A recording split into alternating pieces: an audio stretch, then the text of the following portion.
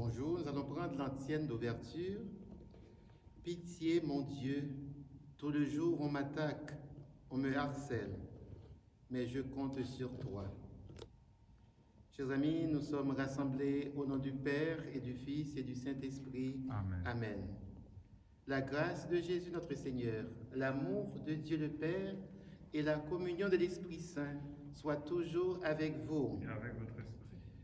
Chers amis, ce matin, la parole de Dieu nous invite à nous regarder.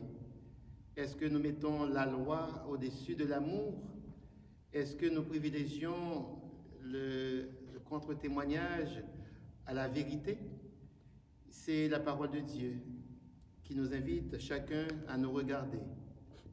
Au début de cette célébration, demandons au Seigneur pardon pour toutes les fois où nous avons jugé les autres, pour toutes les fois où nous n'avons pas été vrais dans notre témoignage. Demandons pardon pour tous nos manques, pour toutes nos fautes. Seigneur, accorde-nous ton pardon, nous avons péché contre toi. Montre-nous ta miséricorde et nous serons sauvés. Que Dieu Tout-Puissant nous fasse miséricorde, qu'il nous pardonne nos péchés et nous conduise à la vie éternelle. Amen. Prions le Seigneur. Dieu qui nous comble de bénédictions par la richesse infinie de ta grâce, fais-nous quitter ce qui ne peut que vieillir, fais-nous entrer dans ce qui est nouveau, et nous serons préparés à la gloire du royaume. Par Jésus-Christ, ton Fils, notre Seigneur et notre Dieu, qui règne avec toi et le Saint-Esprit, Dieu pour les siècles des siècles. Amen. Lecture du livre du prophète Daniel. En ces jours-là, le peuple venait de condamner à mort Suzanne. Alors elle cria d'une voix forte, « Dieu éternel, toi qui pénètres les secrets, toi qui connais toutes choses avant qu'elles n'arrivent, tu sais qu'ils ont porté contre moi un faux témoignage. Voici que je vais mourir sans avoir rien fait de tout ce que leur méchanceté a imaginé contre moi. » Le Seigneur entendit sa voix. Comme on la conduisait à la mort, Dieu éveilla l'esprit de sainteté chez un tout jeune garçon nommé Daniel, qui se mit à crier d'une voix forte, « Je suis innocent de la mort de cette femme. » Tout le peuple se tourna vers lui et on lui demanda, « Que signifie cette parole que tu as prononcée ?» Alors, debout au milieu du peuple, il leur dit, « Fils d'Israël, vous êtes donc fous? Sans interrogatoire, sans recherche de la vérité, vous avez condamné une fille d'Israël. Revenez au tribunal, car ces gens-là ont porté contre elle un faux témoignage. » Tout le peuple revint donc en hâte, et le collège des anciens dit à Daniel, « Viens siéger au milieu de nous et donne-nous des explications, car Dieu a déjà fait de toi un ancien. » Et Daniel leur dit, « Séparez-les bien l'un de l'autre, je vais les interroger. » Quand on les eut séparés, Daniel appela le premier et lui dit, « Toi qui as vieilli dans le mal, tu portes maintenant le poids des péchés que tu as commis autrefois. En jugeant injustement, tu condamnais les innocents et tu as quitté les coupables. Alors que le Seigneur a dit, tu ne feras pas mourir l'innocent et le juste. Eh bien, si réellement tu as vu cette femme, dis-nous sous quel arbre tu les as vus se donner l'un à l'autre. » Il répondit, « Sous un sycomore. » Daniel dit, « Voilà justement un mensonge qui te condamne. L'ange de Dieu a reçu un ordre de Dieu, et il va te mettre à mort. » Daniel le renvoya, fit amener l'autre et lui dit, « Tu es de la race de Canaan, et non de Juda. La beauté t'a dévoyé, et le désir a perverti ton cœur. C'est ainsi que vous traitiez les filles d'Israël, et par crainte, elles se donnaient à vous. Mais une fille de Juda n'a pu consentir à votre crime. Dis-moi donc sous quel arbre tu les as vus se donner l'un à l'autre. » Il répondit, « Sous un châtaignier. » Daniel lui dit, « Toi aussi, voilà justement un mensonge qui te condamne. L'ange de Dieu attend, l'épée à la main, pour te châtier. et vous faire exterminer. » Alors toute l'assemblée poussa une grande clameur et bénit Dieu qui sauve ceux qui espèrent en lui. Puis elle se retourna contre les deux anciens que Daniel avait convaincus de faux témoignages par leur propre bouche. Conformément à la loi de Moïse, on leur fit subir la peine que leur méchanceté avait imaginée contre leur prochain. On les mit à mort. Et ce jour-là, une vie innocente fut épargnée. Parole du Seigneur. Nous rendons grâce à Dieu.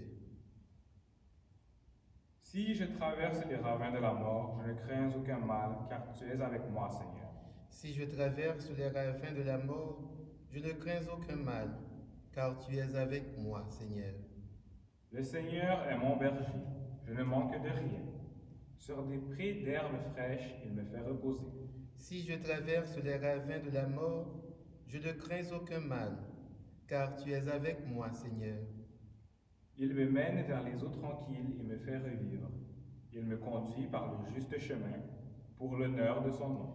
Si je traverse les ravins de la mort, je ne crains aucun mal, car tu es avec moi, Seigneur. Si je traverse les ravins de la mort, je ne crains aucun mal, car tu es avec moi. Ton bâton me guide et me rassure. Si je traverse les ravins de la mort, je ne crains aucun mal, car tu es avec moi, Seigneur. Tu prépares la table pour moi, devant mes ennemis. Tu répands le parfum sur ma tête, ma coupe est débordante. Si je traverse les ravins de la mort, je ne crains aucun mal, car tu es avec moi, Seigneur. Grâce et bonheur m'accompagnent tous les jours de ma vie. J'habiterai la maison du Seigneur pour la durée de mes jours. Si je traverse les ravins de la mort, je ne crains aucun mal, car tu es avec moi, Seigneur. Ta parole, Seigneur, est vérité, et ta loi délivrance. Je ne prends pas plaisir à la mort du méchant, dit le Seigneur. Ta parole, Seigneur, est vérité, et ta loi délivrance. Le Seigneur soit avec vous. Et avec votre esprit. Évangile de Jésus-Christ selon saint Jean.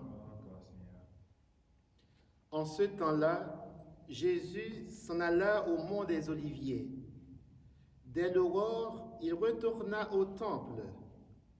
Comme tout le peuple venait à lui, il s'assit et se mit à enseigner.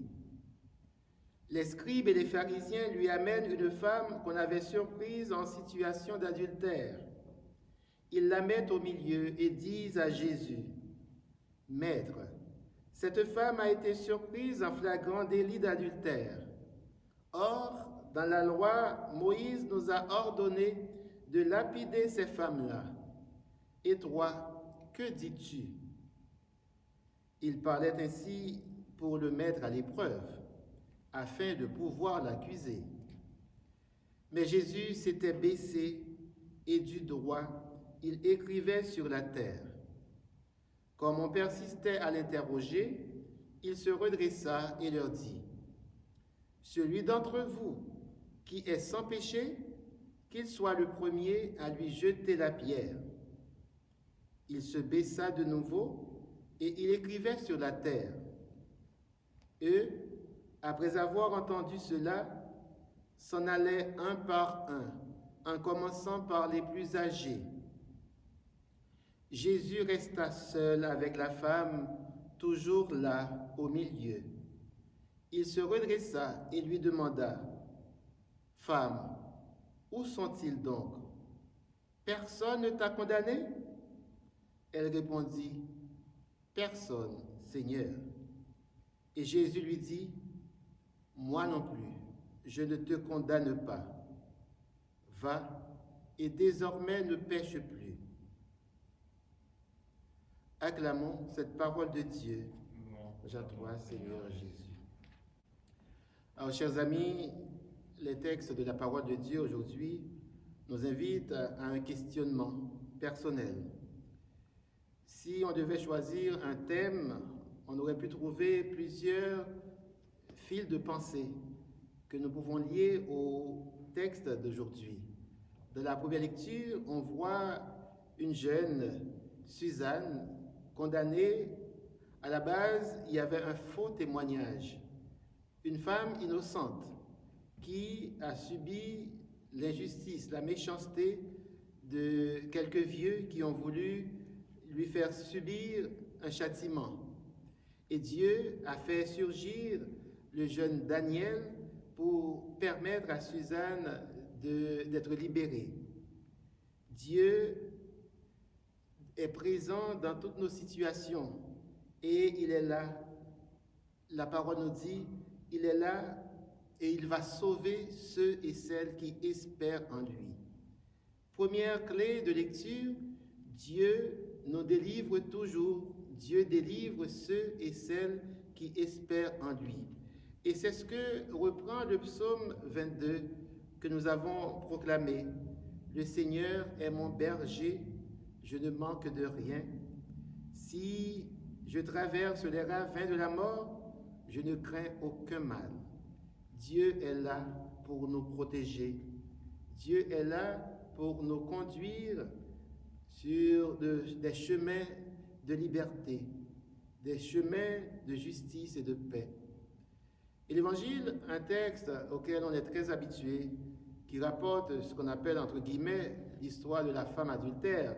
Pourquoi je dis entre guillemets, comment peut-on parler de femme adultère et sans mentionner l'homme qui était avec elle? On voit bien la mentalité dans ce temps où cette parole a été écrite. Vous voyez des scribes et des pharisiens qui tentent de prendre Jésus dans un piège. Ils lui disent, « Maître, cette femme a été surprise en flagrant délit d'adultère. Or, dans la loi de Moïse, on nous a ordonné de lapider ces femmes-là. » Jésus est pris entre deux feux. Ou bien il respecte la loi, ou bien il se penche du côté de ce qui est une forme de justice en disant, écoutez, on ne peut pas poser un geste qui va à l'encontre de l'amour parce que la parole de Dieu dit que tu ne tueras point.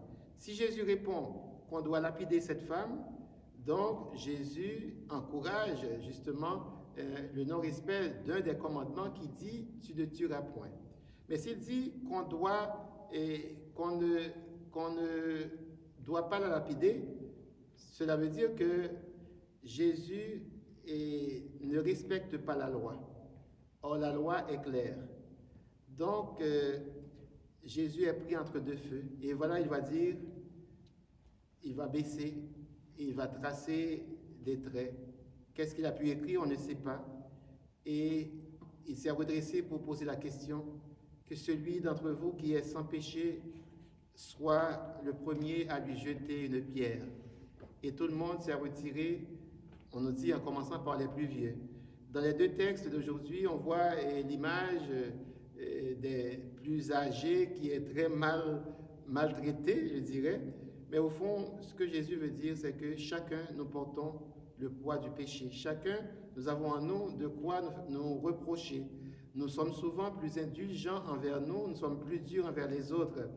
Et ces personnes qui ont voulu l'accuser ont traîné durant toute leur vie, suivant l'âge qu'ils ont, des points d'ombre. Et Jésus a voulu les renvoyer à eux-mêmes. Chacun, nous avons des choses à nous reprocher. Si tu retenais les faux pas, les faiblesses, personne ne pourrait rester sous ton regard, Seigneur, nous dit le psaume. Voilà la parole de Dieu aujourd'hui qui nous invite à prendre conscience que nous ne pouvons pas juger nos sœurs et frères, que nous aussi, nous avons des choses à nous reprocher devant Dieu. Seul Jésus aurait pu condamner cette dame. Il est le seul à ne pas l'avoir condamnée, à ne pas avoir lancé la pierre. Alors, chers amis, demandons au Seigneur chaque jour ce goût de le chercher pour que nous sachions qu'il est là, qu'il nous protège dans nos difficultés. Demandons-lui également de ne pas juger nos sœurs et frères et de nous reconnaître pécheurs, pauvres devant lui, que seul son amour peut nous transformer. Amen.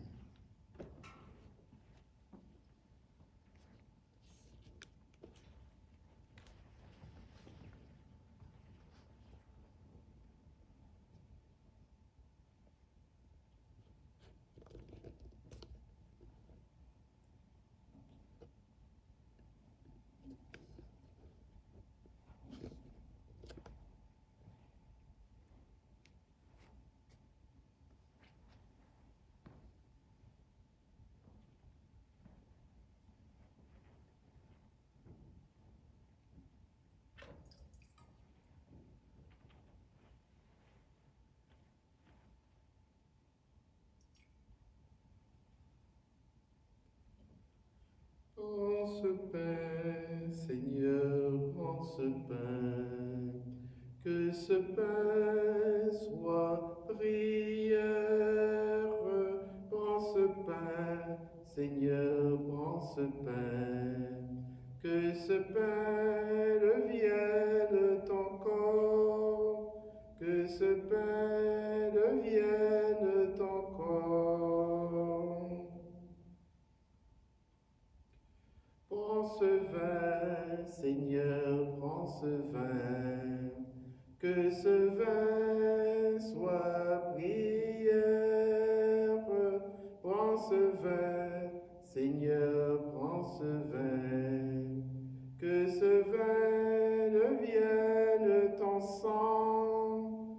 Que ce vin devienne ton sang.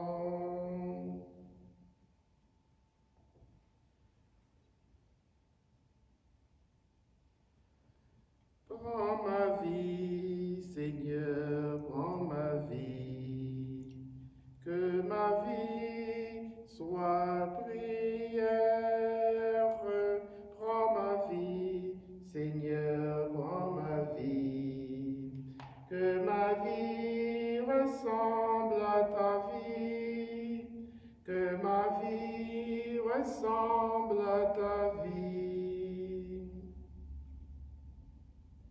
Prions ensemble au moment d'offrir à Dieu le sacrifice de toute l'Église pour la gloire de Dieu et le salut du monde.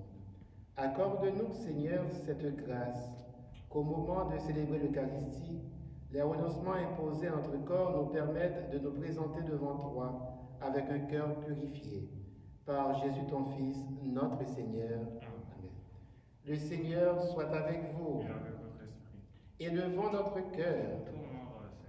Rendons grâce au Seigneur notre Dieu. Cela est juste et bon. Vraiment, il est juste et bon de te rendre gloire, de t'offrir notre action de grâce toujours et en tout lieu, à toi, Père très saint, Dieu éternel et tout-puissant.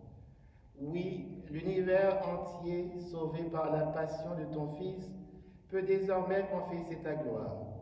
Par la puissance de la croix, apparaît en pleine lumière le jugement du monde, la victoire du crucifié. C'est pourquoi, avec les anges et tous les saints, nous proclamons ta gloire en disant d'une seule voix: Saint, Saint, Saint, le Seigneur Dieu de l'univers. Le ciel et la terre sont remplis de ta gloire. Hosanna au plus haut des cieux. Béni soit celui qui vient au nom du Seigneur. Hosanna au plus haut des cieux.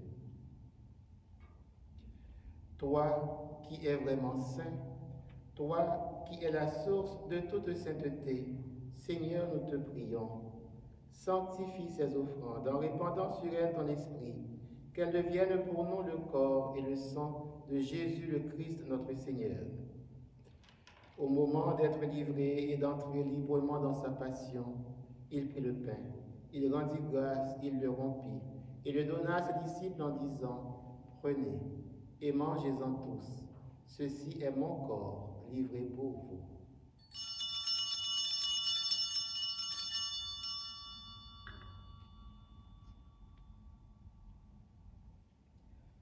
De même, à la fin du repas, il prit la coupe, de nouveau il rendit grâce, et la donna à ses disciples en disant: Prenez et buvez-en tous, car ceci est la coupe de mon sang, le sang de l'alliance nouvelle et éternelle, qui sera versé pour vous et pour la multitude en rémission des péchés.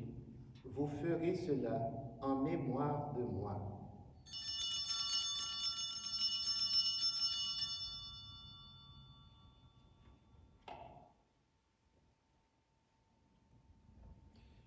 Il est grand, le mystère de la foi.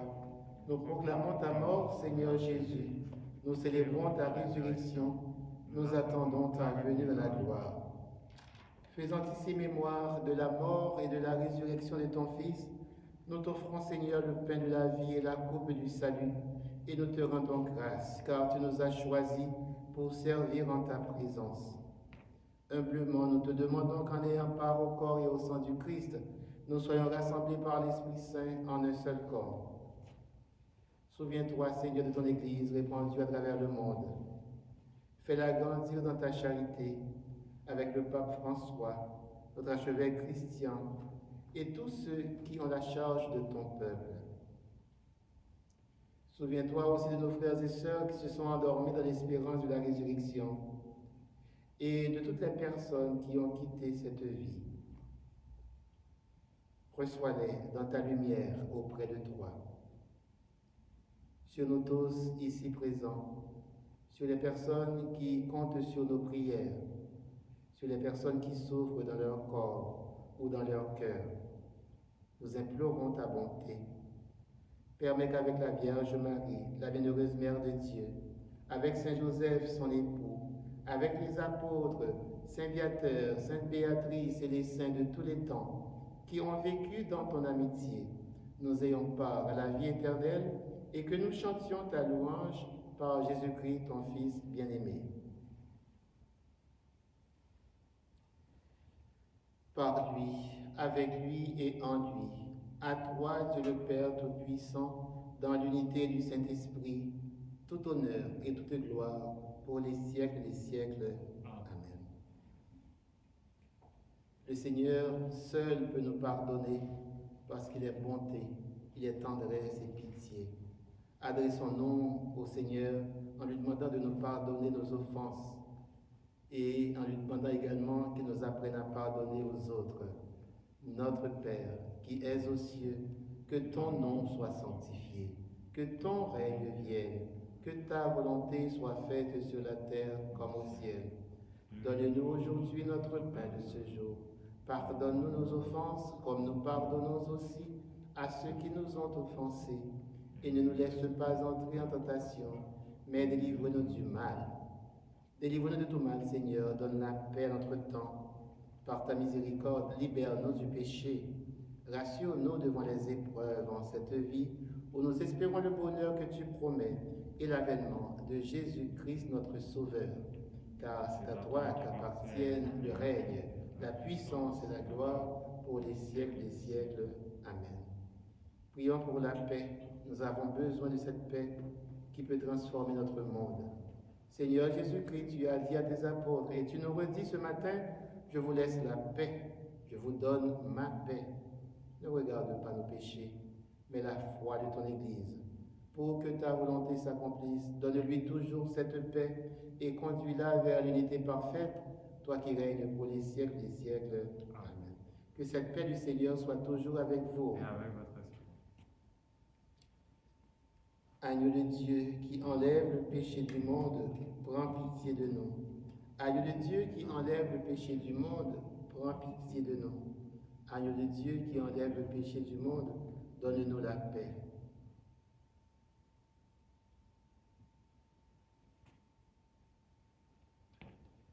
Heureux sommes-nous d'être invités à partager le repas du Seigneur. Voici Jésus, qui peut nous apporter la paix dont nous avons besoin pour notre cœur, pour notre vie. Il est l'agneau de Dieu qui enlève le péché du monde. Seigneur, je ne suis pas digne de te recevoir, mais dis seulement une parole, je serai guéri. Que le corps de Christ nous guérisse et nous garde pour la vie éternelle.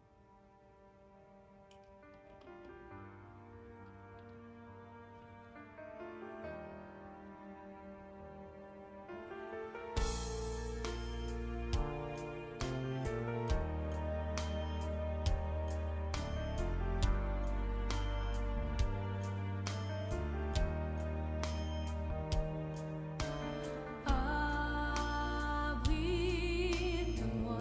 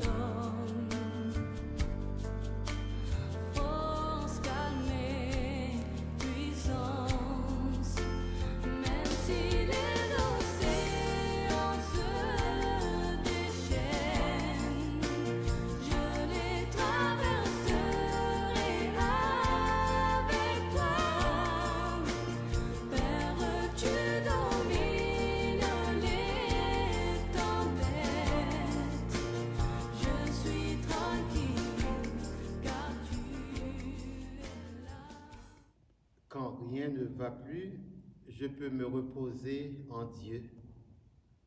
Il est mon refuge dans l'adversité, celui à qui je peux tout confier, sans crainte d'être jugé, d'être condamné.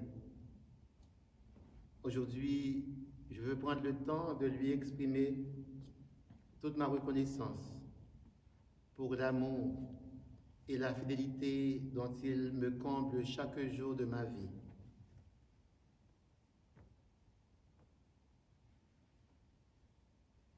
Prions le Seigneur. Déjà fortifiés par cette Eucharistie, nous te prions encore, Seigneur. Que ta grâce nous purifie de nos penchants mauvais et nous aide à marcher vers toi en suivant joyeusement le Christ, lui qui règne avec toi et le Saint-Esprit, maintenant et pour les siècles des siècles. Amen. Le Seigneur soit avec vous. Et que Dieu Tout-Puissant nous bénisse, le Père, le Fils et le Saint-Esprit. Passez une très bonne journée. Allons dans la paix du Christ. Rendons grâce à Dieu.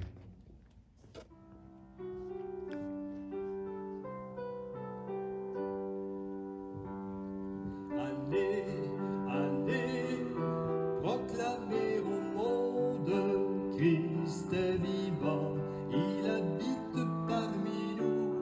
Allez, allez, proclamez au monde, c'est maintenant le royaume de l'amour.